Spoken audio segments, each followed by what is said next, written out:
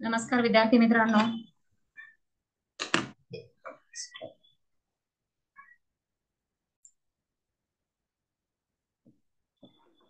नमस्कार विद्यार्थी मित्रांनो, आज आपल्या इयत्ता 7वीच्या मराठी या विषयाच्या तासाला सर्व विद्यार्थ्यांचं स्वागत. आज आपण अगदी महत्वाचा घटक अभ्यासणार आहोत. शुद्ध व अशुद्ध शब्द हा घटक आज आपण अभ्यासणार आहोत. सर्व विद्यार्थ्यांनी पान नंबर 27 काढायचा आहे. 7वी मार्गदर्शिका पान नंबर 27, शुद्ध व अशुद्ध शब्द. आता परीक्षेत आपल्याला अशा स्वरूपाचे प्रश्न येतात, शुद्ध आणि अशुद्ध शब्द ओळखायचा. मग शुद्ध आणि अशुद्ध शब्द काय असतं बाबा त्यामध्ये? तर काय कशामध्ये असतो? कधी वेलांटीमध्ये फरक असतो, उकारामध्ये फरक असतो. तर त्यासाठी म्हणजे शुद्ध शब्द कशावरून ओळखायचा? तर तो व्याकरण दृष्ट्या किती अचूक आहे हे ओळखणं म्हणजे शुद्ध व अशुद्ध शब्द ओळखणे. आता मग त्याच्यामध्ये काही शुद्ध लेखनाचे नियम असतात बघा. ते शुद्ध आणि अशुद्ध शब्द ओळखण्यासाठी आपल्याला शुद्ध लेखनाचे नियम माहित असणं खूप गरजेचं आहे. तर काही ठराविक नियम आहेत जे मी तुम्हाला सांगणार आहे बघा. तर बघा, शुद्ध लेखनाचा पहिला नियम आहे. मग आता आपल्याला वेलांटी, दुसरी वेलांटी आपण केव्हा द्यायची? पहिली वेलांटी आपण कधी द्यायची? तर बघा,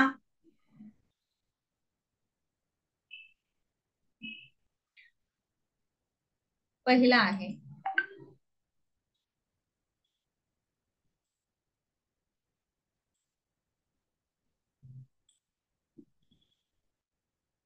एक मिनिट.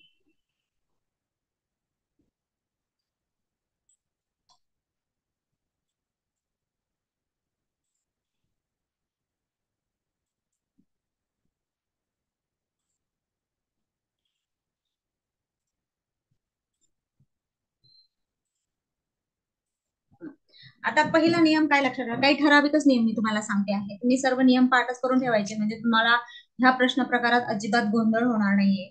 बघा, पहिला अक्षरी म्हणजे काय असतं? तर एक अक्षरी शब्द असतो. कोणताही एक अक्षरी शब्द घ्या तर त्याला इकार म्हणजे वेलांटी किंवा उकार हा पहिलाच असतो. आता आपण उदाहरण घेऊया बघा.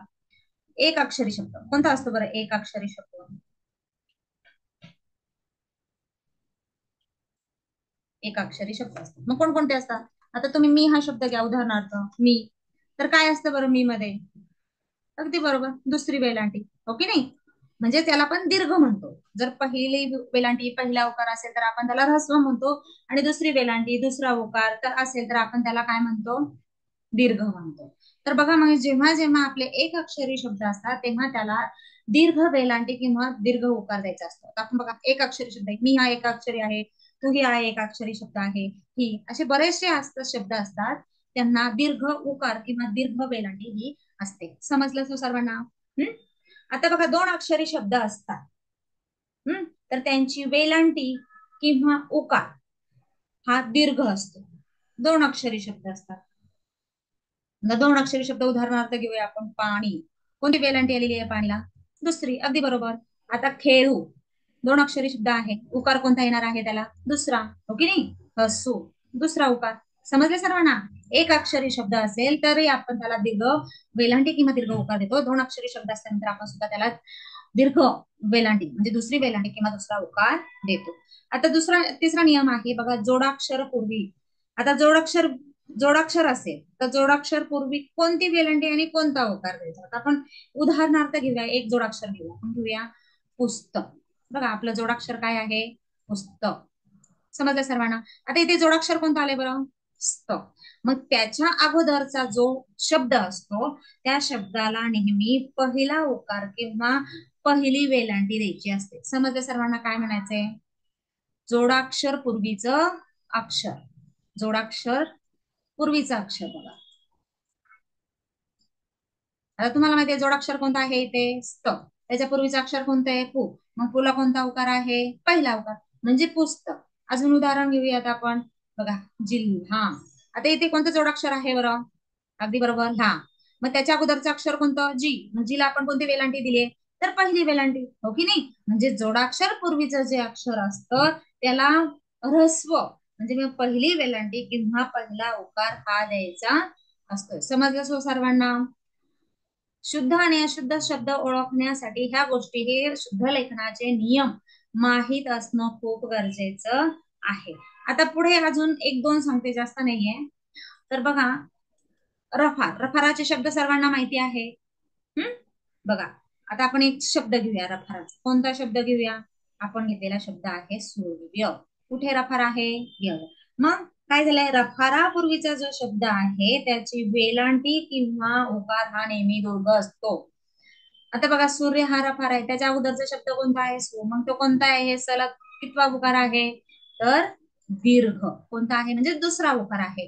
म्हणजे इथे काय नियम झाला? रफारापूर्वीचे अक्षर नेहमी काय असतं? दीर्घ असते. रफारापूर्वीचं अक्षर काय असतं? नेहमी दीर्घ असतं. म्हणजेच नेहमी त्याला दुसरी वेलांटी किंवा दुसरा उकार असतो, नेहमी दीर्घ असते. अजून आपण एक वेलांटीचा शब्द घेऊया. बघा, आशीर्वाद. इथे खूप साऱ्या मुलांचा गोंधळ होतो बघा. मी इथे नियम लक्षात ठेवायचा, अजिबात गोंधळ होणार नाहीये.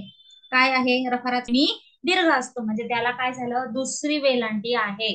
म्हणजेच काय झालं? आशीर्वाद. शला कुठली वेलांटी आलेली आहे? तर दुसरी वेलांटी आहे. समजला हा एक नियम? ओके. तर बघा, पुढचा अजून एक नियम मी तुम्हाला सांगते. नियम खूप सारे आहेत पण मी थोडक्यात तुम्हाला सांगते. बघा, नंतरचा आहे अकारांत शब्द असेल. सर्वांना माहिती आहे अकारांत शब्द कोणते आहेत? अकारांत शब्द कोणते आहेत आपले? तर एक शब्द घेऊया आपण, अकारांत शब्द. वीट शब्द घेऊया. बघा, कोणता शब्द घ्यायचा? वीट. म्हणजे शेवटचा शब्द कोणता आहे? अकारांत. कोणता आहे? अकारांत. वीट. बघा, हा काय झाला? ट. त्याच्यानंतर कोणता स्वर आलाय? म्हणजे विट. हा अकारांत शब्द आलेला आहे. मग जेव्हा अकारांत शब्द असेल तर तेव्हा त्याचे नेहमी पहिलं अक्षर काय असतं? दीर्घ असतं. शेवटचा शब्द अकारांत असेल तर त्याच्या अगोदरच तर त्याच्या पूर्वीच, अकारांत शब्दाच्या पूर्वीचं अक्षर काय असतं? पूर्वीचे अक्षर दीर्घ असते. कसे असते? दीर्घ. मग आता बघा, वी ट. ट अकारांत आहे, त्याच्या पूर्वीचं अक्षर कोणतं आहे? वी. मग याला कोणती वेलांटी आलेली आहे? दुसरी वेलांटी. म्हणजे तुम्हाला समजलं अकारांत. अजून अकारांत शब्द सांगा बरं. उकाराचं घेऊया. चू. क. बघा, क ला कोणता स्वर लागलाय शेवटी? मग त्याच्या पूर्वीचा अक्षर कोणता आहे? चू. मग चला कोणता उकार आहे? दुसरा उकार. म्हणजेच अकारांत शेवटी असेल, अकारांत शब्दाच्या पूर्वीच्या अक्षर नेहमी दीर्घ असतं. तुम्ही चूक बऱ्याच वेळा असं चूक लिहितात नाही. तर चूक शब्द कसा बरोबर आहे? तर शेवटी अकारांत लक्षात ठेवायचं. अकारांत असेल तर त्यापूर्वीचं अक्षर नेहमी दीर्घ असतं. समजले सर्वांना? नंतर बघा, शेवटचा शब्द म्हणजे आता कसं वीट अकारांत होतो, तर आकारांत असेल, आकारांत तर काय असतं? त्याचं पहिलं अक्षर असतं.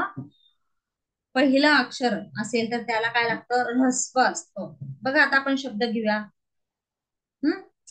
कोणतं घेता येईल बरं? पिता घेऊया ना. पिता. उदाहरण घेऊया आपण.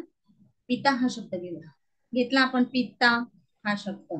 शेवटी आकारांत आलाय. आकारांत शब्द शेवटी आ उच्चार झालाय. त्याला आ उच्चार म्हणजेच आकारांत आलाय. त्याच्या पूर्वीचं अक्षर ला काय लागले? पहिली वेलांटी लागलेली आहे. म्हणजे शेवटी जर तुमचं दीर्घ असेल, समजा तुम्ही हे पण घेऊ शकता, दीर्घ जर असेल तर त्याच्या अगोदरचं अक्षर असतं ऱ्हस्व. म्हणजेच त्याला काय असतं? पहिला उकार, पहिली वेलांटी हे असतं. पहिली वेलांटी, पहिला उकार, अशा पद्धतीने असतं. समजले सर्वांना? आता बघा, अजून काय शब्द घेता येईल बरं? जिना शब्द घेऊया. जिना. बघा, ज्याला काय ना ना आकारांत शब्द आहे, जिला काय लागलेली आहे? पहिली वेलांटी लागलेली आहे. समजल्या सर्वांना? थोडक्यात मी काही नियम तुम्हाला सांगितलेले आहे आणि हे जर नियम तुम्हाला माहित असले तर तुमचा शुद्ध अशुद्ध शब्द ओळखताना अजिबात गोंधळ होणार नाही किंवा प्रश्नाचं उत्तर अजिबात चुकणार नाही. तर बघा, आता आपण पुढचं स्वाध्याय सोडूया. पान नंबर 27 काढायचे सर्वांनी. त्यातील पहिला प्रश्न आहे, पुढील पैकी कोणता शब्द शुद्ध आहे? अचूक पर्याय ओळखा. बघा, पहिल्या याचं दिलेलं आहे आपल्याला. मग कोणता येईल बरं सांगा? शब्द वाचायचे, अचूक कोणता येईल ते तुम्ही सांगायचं. कोणतं येईल? पहिला शय आहे एखादा. दुसरा पर्याय दिलेला आहे आपल्याला एखादा. तिसरा पर्याय दिलेला आहे आपल्याला एकादा. आणि चौथा पर्याय दिलेला आहे एकदा. मग सांगा बरं काय येईल बरं? शुद्ध शब्द कोणता येईल? तर पर्याय क्रमांक 1 एखादा. समजलं सर्वांना? पुढचा आहे, दुसरा आहे बघा, तीर्थस्वरूप. आपल्याला खूप सारे शब्द दिलेले आहेत, त्यातनं आपल्याला पर्याय दिलेला आहे, 4 पर्याय दिलेला आहे, त्यातमधून आपल्याला अचूक शब्द ओळखायचा आहे. बघा इथे नियम मी शिकवल्यापैकी एक नियम लागू होणार आहे, पहा तुम्ही. तिसरा आहे तीर्थरूप आणि चौथं आहे तीर्थावरून.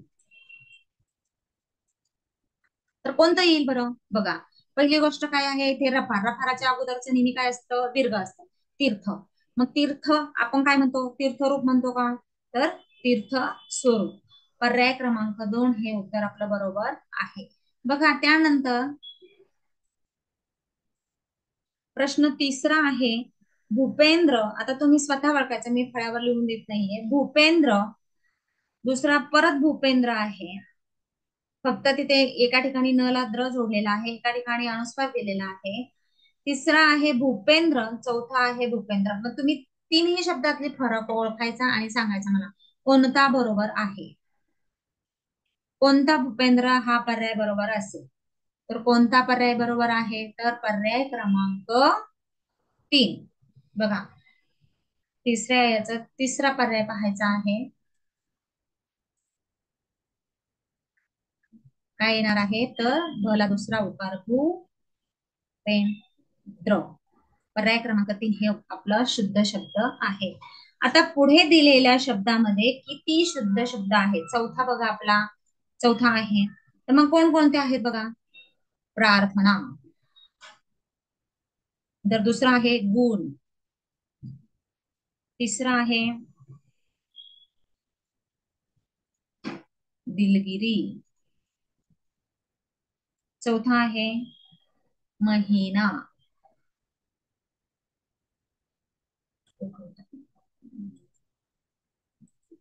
तिथे महिन्याला दुसरी वेलांटी दिलेली आहे आपल्याला.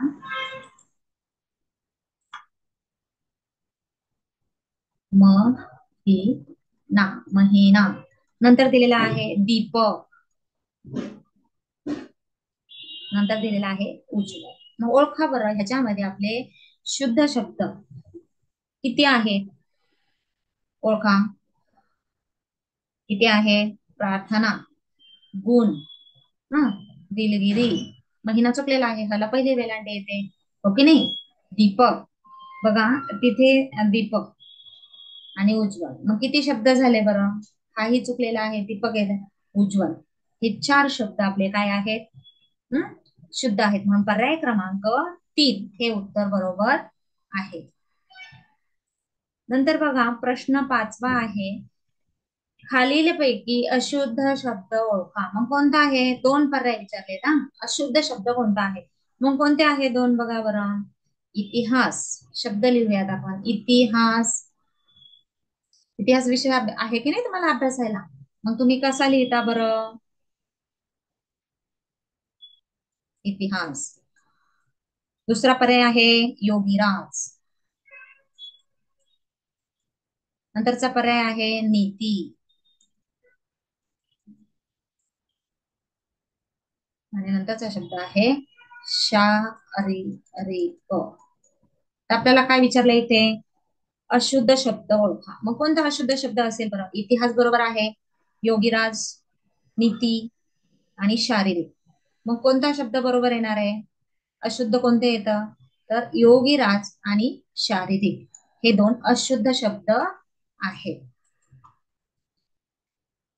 नंतरचा पुढचा प्रश्न आहे खालील दिलेल्या वाक्यातील अशुद्ध शब्द ओळखा. गीता ही रामरावांची कनिष्ठ मुलगी आहे.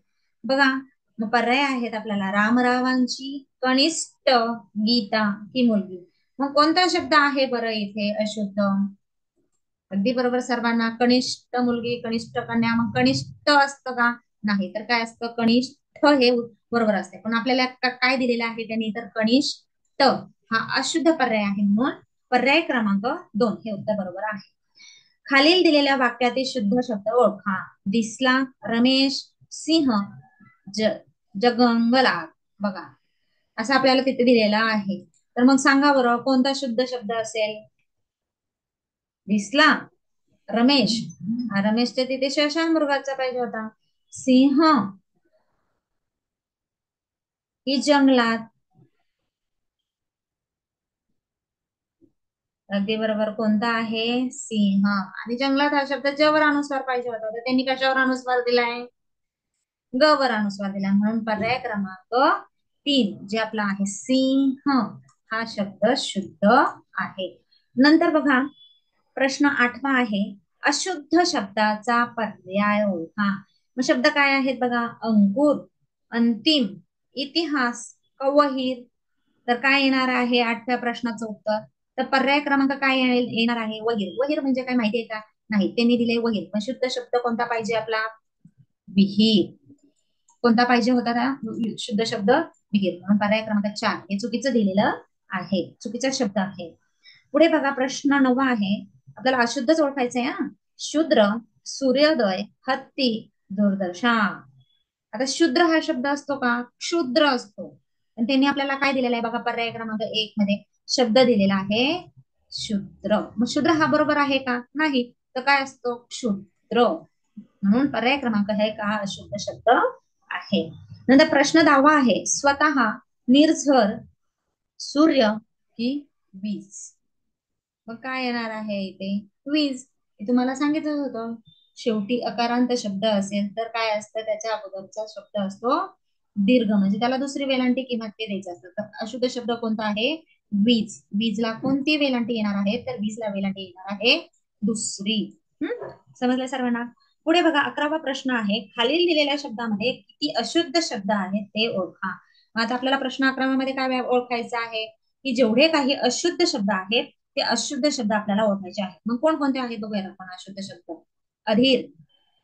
लगेच बघायचं आपला बरोबर आहे का? फूल, सिंह, पक्षी, मनस्थिती, आणि पुढे आहेत तात्कालिक. मग सांगा बरं, ह्याच्यामध्ये कोणकोणते अशुद्ध शब्द येतील? सांगा बरं. अगदी बरोबर. कोणता आहे? सिंह आहे, बुभुक्षित आहे, हे कसं आहे? पुढे काय येणार आहे? फुल. फुल ह्या शब्दाला कोणता उकार येणार आहे? हम्म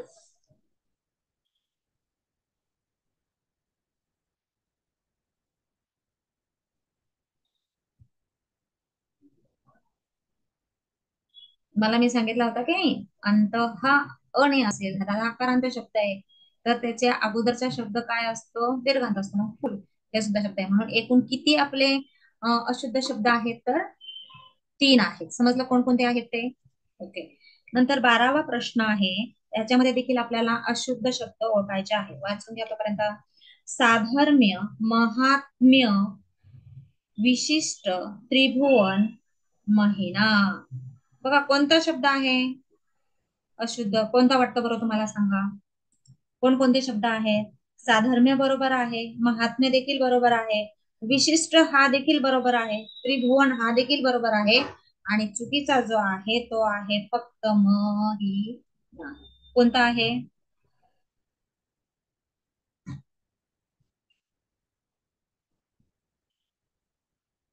तर एकच आहे इथे. हम्म समजलं सर्वांना? नंतर प्रश्न 13वा आहे,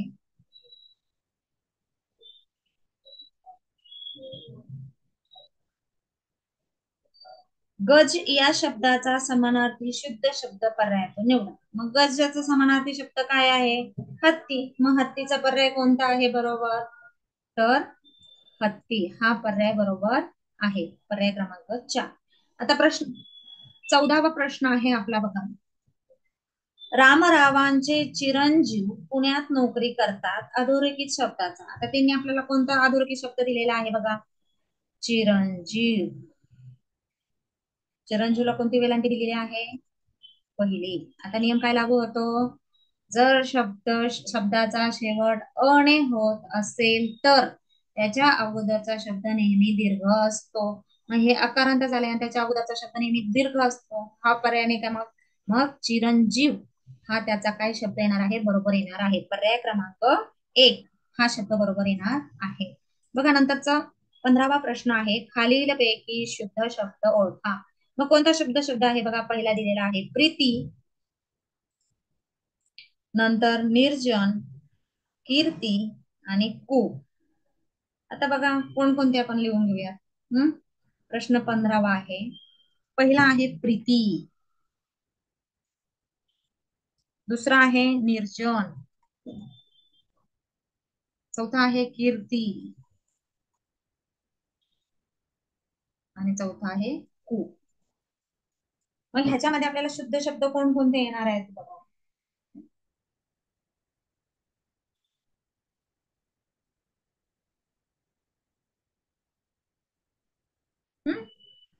बघा पहिला शब्द येणार आहे प्रीती आणि दुसरा आहे निर्जन. कीर्ती चुकलेला आहे आणि कुही चुकलेला आहे, कारण एक अक्षरी शब्द असेल तर तो काय असतो, नेहमी दीर्घ असतो, हो की नाही.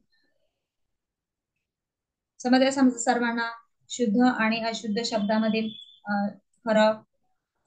बघा सर्वांनी शुद्ध लेखनाचे नियम समजून घ्या, म्हणजे काय होतं, शुद्ध लेखनाचे नियम जर आपण समजून घेतले तर आपल्याला शुद्ध आणि अशुद्ध शब्दावर अचूक ओळखता येतात.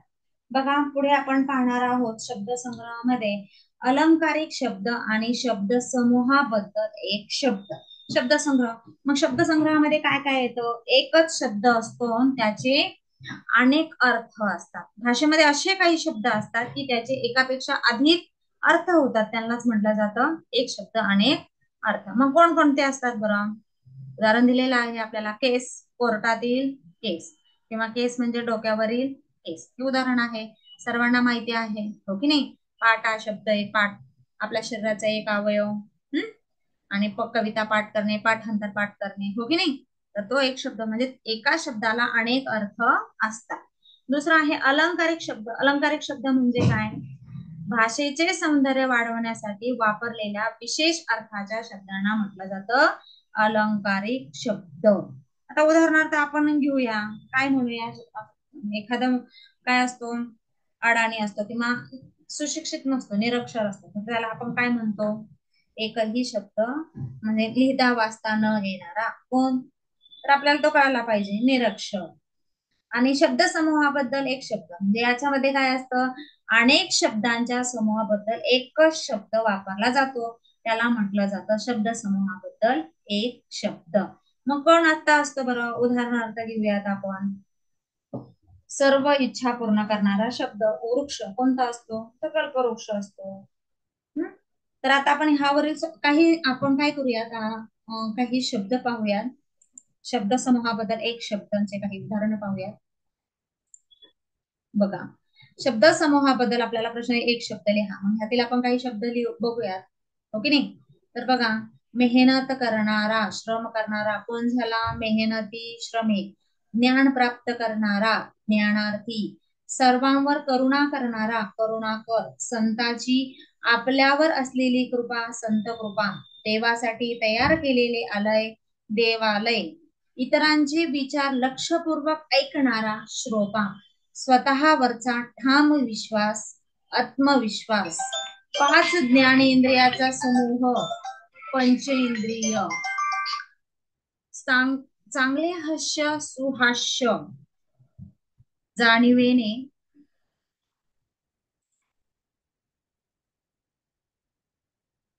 जाणीवेने काम करणे, जाणीवपूर्वक. इतरांवर प्रभाव पडेल असा, प्रभावी किंवा भारदस्त.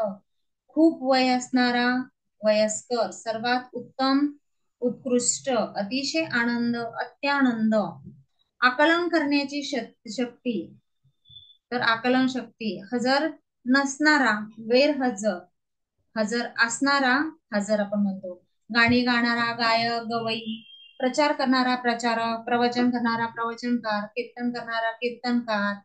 असे बरेचसे शब्द आहेत बघा. कमी बोलणारा मितभाषी किंवा अबोल, केलेल्या उपकाराची जाणीव ठेवणारा कृतज्ञ, केलेल्या उपकाराची जाणीव न ठेवणारा कृतघ्न, सरकारी हिशोब ठेवणारा हिशोबनीस, कंठ निळा असलेला नीलकंठ, डोक्यावर जटा असलेला जटाधारी,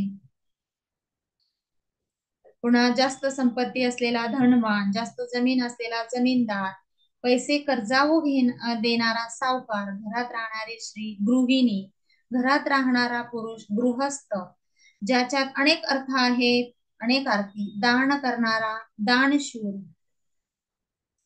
ज्याचे हात गुडघ्यापर्यंत लांब आहे त्याला म्हटलं जातं अजानबाहू, अंगावर खवले असणारा खवलेकरी, खोटे बोलणारा खोटारडा, एका अंगाने विचार करणारा एकांगी, विश्वासी बंधुत्वाचे नाते असणारा विश्वबंधुत्व, ज्या अरण्यात पशूंना मारले न जाता अभय दिले जाते त्याला म्हटलं जातं अभयारण्य, संरक्षणासाठी अंगात घातलेले वस्त्र चिलखू. अशा प्रमाणे तुम्हाला कळालंच असेल शब्द समूहाबद्दल शब्द, एक शब्द म्हणजे काय असतं. समजले सर्वांना? तर बघा,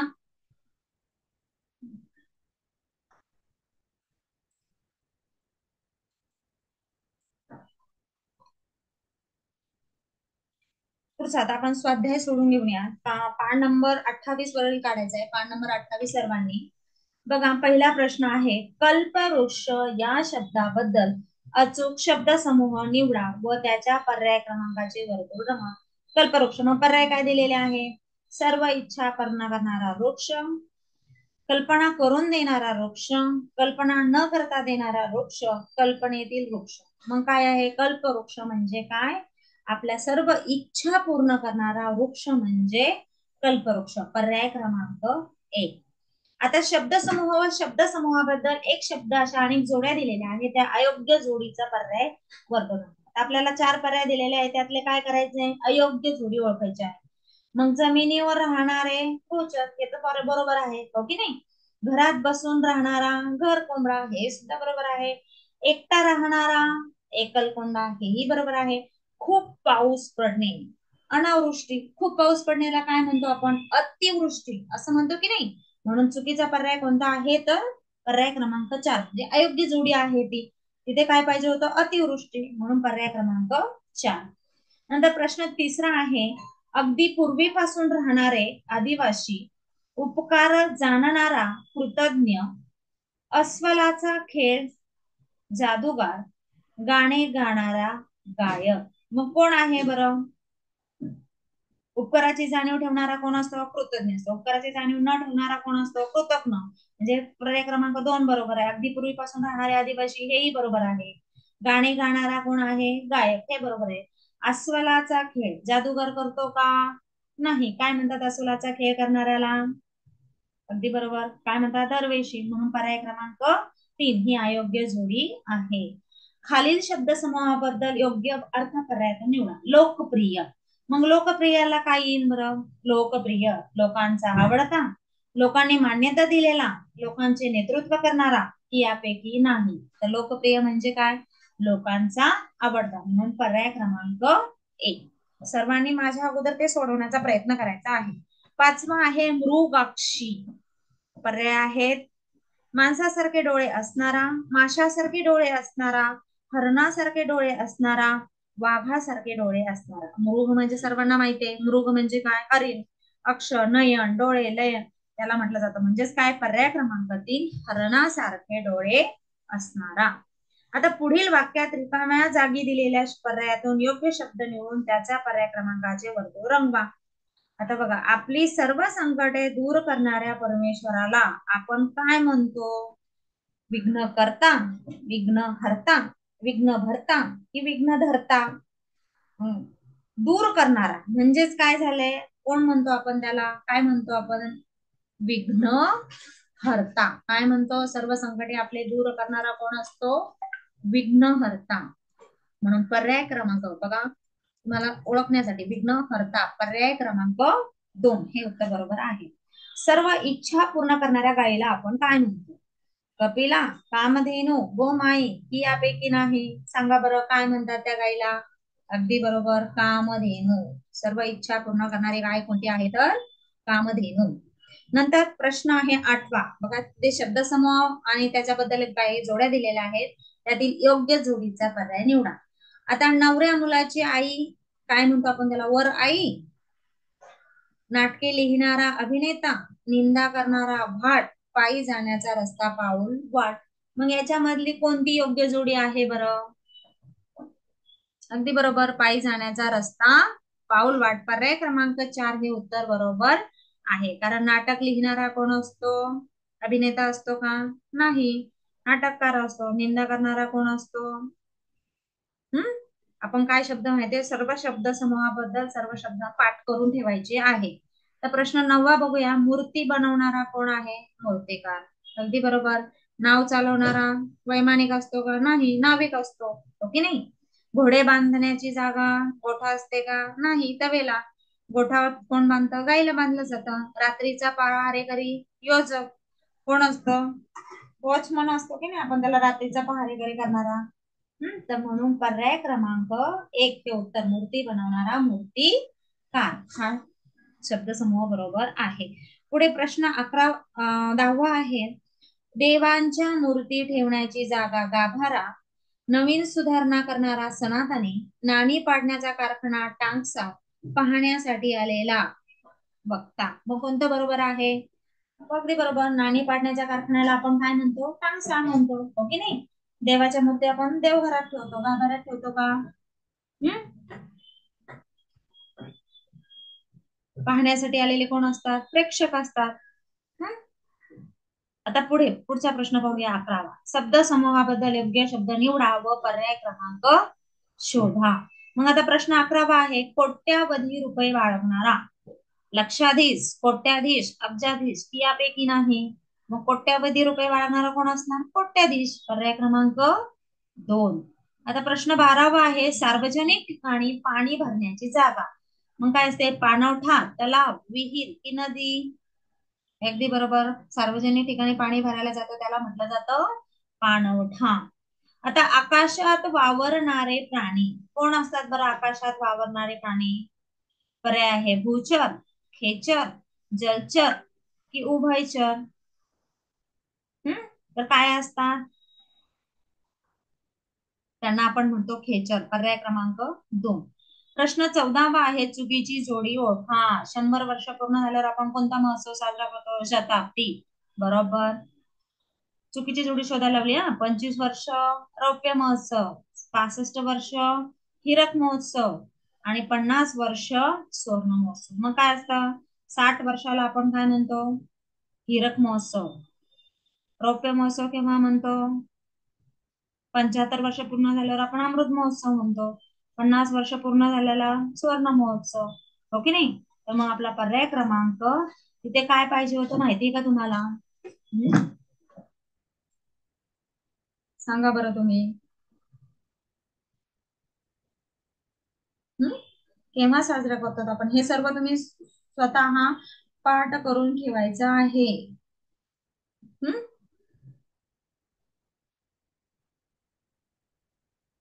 एक मिनिट.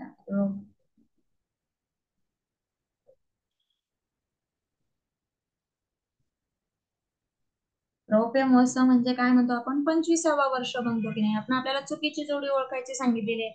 मग कोणती? 25 वर्षाला आपण रौप्य महोत्सवच म्हणतो, सिल्वर जुबली. हो की नाही? 50 वर्षाला आपण सुवर्ण महोत्सव म्हणतो. 100ला शताब्दी म्हणतो. चुकलेला कोणता आहे? 65 वर्ष. तिथे 60 वर्ष पाहिजे. तर 60 वर्ष पूर्ण झाल्यावर आपण काय म्हणतो? हिरक महोत्सव. हो की नाही? तर प्रश्न 15वा पाहूया. ग्रंथ मिळण्याची सोय केलेली जागा. मग ग्रंथ कुठे मिळतात? ग्रंथ म्हणजे पुस्तके. वाचनालय, ग्रंथालय, धर्मशाळा यापैकी नाही. तर कुठे ग्रंथ म्हणजे काय? पुस्तके कुठे मिळतात? तर ग्रंथालय. पर्याय क्रमांक 2. समजले सर्वांना? तर पहा, आजच्या तासाला आपण शुद्ध अशुद्ध शब्द आणि शब्दसंग्रह अंतर्गत अलंकारिक शब्द व शब्दसमूहाबद्दल एक शब्द हा घटक अभ्यासलेला आहे. समजले सर्वांना? नेक्स्ट टाइम आपण पुढील घटक अभ्यासूया. या सर्व घटकाचा तुम्ही अभ्यास करूया. धन्यवाद.